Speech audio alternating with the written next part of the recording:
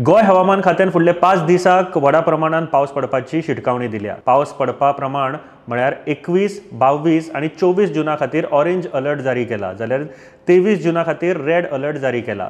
ह्या दिसांनी गोयच्या कांय वाठारांनी उटंगाराच्या पावसाची दाट शक्यता आसा अशें हवामान खात्यान सांगला। मजगतीं फाटल्या 24 वरांनी सगळ्यात चड पावस 258.7 मिलीमीटर वाळपय हांगासर जाल्यार 177.4 मिलीमीटर साखळे केंद्रार नोंद जाला। पणजे फाटले 24 वरांनी 13.5 मिलीमीटर इतलो पावस जाला।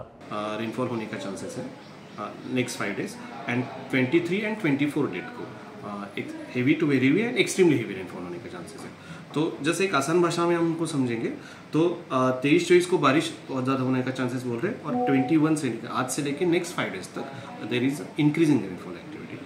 तो ये इसमें अगर अकॉर्डिंगली कलर कोडिंग भी हमने एज पर नॉर्म से वो दे दी है।